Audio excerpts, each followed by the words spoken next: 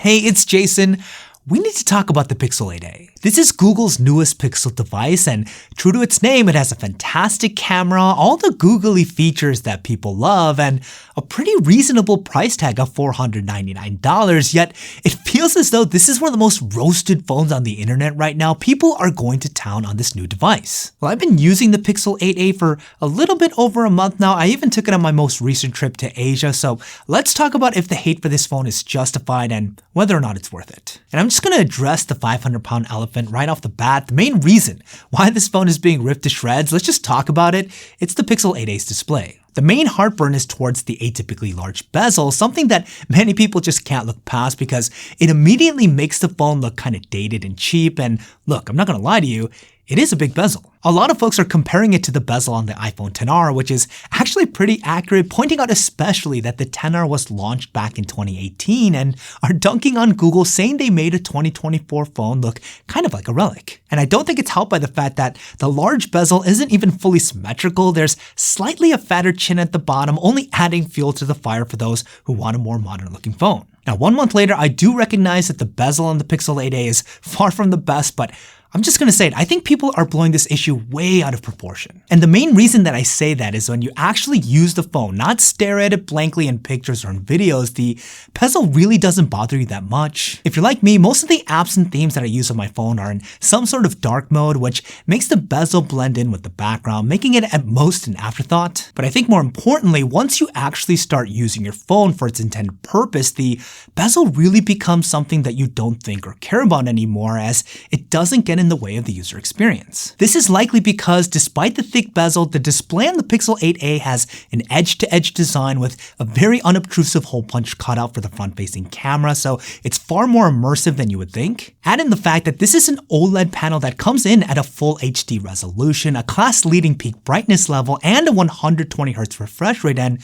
you start to kind of realize that this is a pretty decent screen. Look, we all have to remember that this isn't a flagship $1,000 phone we're talking about here, so expectations have to be managed, and I feel as though if the bezel had to be the thing that took the hit in order to retain OLED technology and the high refresh rate, that was the right choice to go with. As for me, I have never once even remotely paused in the middle of doing something on the Pixel 8a because of the bezel being the way that it is. It's really a non-issue when you're actually engaging with the device. Now, is it my favorite display ever? No, I, like everyone else, wish it did have slimmer bezels, but I can tell you with a high level of confidence that those who are tearing into the Pixel 8a because of this one design issue, I can almost guarantee you that they've never actually used the phone. And I think that's an important thing to bring up because after using the Pixel 8a for about a month, it's a really fun device in my opinion. Google really didn't put in many limitations with the 8a in comparison to its flagship brothers, and that is true for both its hardware and its software. For example, this phone is running on the Tensor G3 and the Titan M2 processors, the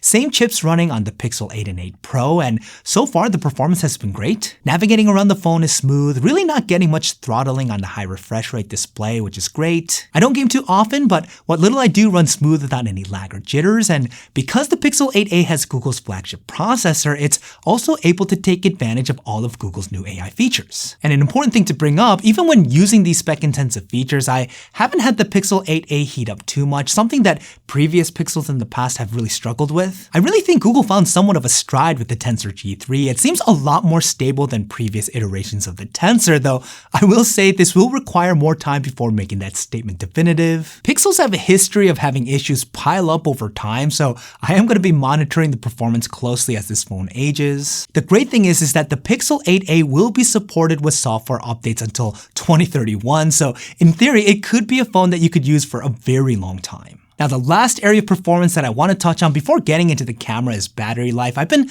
pleasantly surprised over the past month as the Pixel 8a has continually gotten me through a full day of use without any major charge anxiety. The small issue that I have with the battery 1 month later is that it's not the fastest when it comes to charging. The max speed that this phone can support is 18 watts, which is pretty slow for today's standards. Not the biggest issue because the phone could get me through a full day comfortably so far, but again, time will tell if that'll continue to be the case, especially with the Pixel. Okay, so the last component of the Pixel 8a that I want to talk about 1 month later is the camera performance. It's rocking the exact same camera hardware as last year's Pixel 7a, which I know can sound like a little bit of a jip, but considering how good this camera suite performs, it's kind of easily forgivable. To me, the camera quality is still the Pixel 8a's biggest draw, as the photos come out sharp and vibrant. Leveraging Google's image processing magic, you can make an argument that other similarly priced phones can give you a better design, a better screen, or faster charging, but where those devices usually get left in the dust by the Pixels with its image quality. The Pixel 8a is able to produce flagship level stills that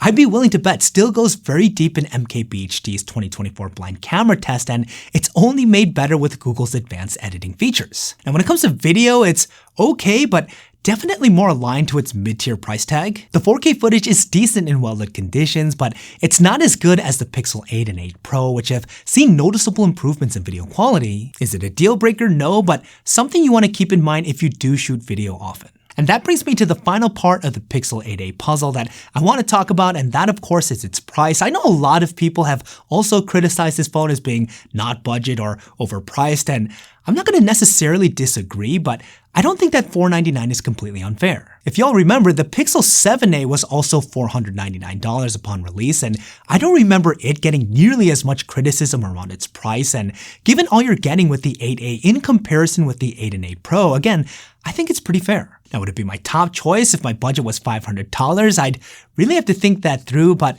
I'm not mad that the phone is priced the way that it is. Plus, it's not uncommon for Google to have their phones go on sale pretty quickly. I wouldn't be surprised if we see the Pixel 8a made available for like $399 come the fall, and I think at that price, it's a pretty value-backed deal. But hey, that's just me, and I want to know what you guys think. What do you guys think about the Pixel 8a? Do you think it deserves all the hate it's getting? Or do you think it's actually a low-key good phone? Curious to get your thoughts. Let me know what you guys are thinking in the comments down below. And in case you guys missed my reviews of the iPhone 15s, check them out here. They're going to help you be as informed as possible.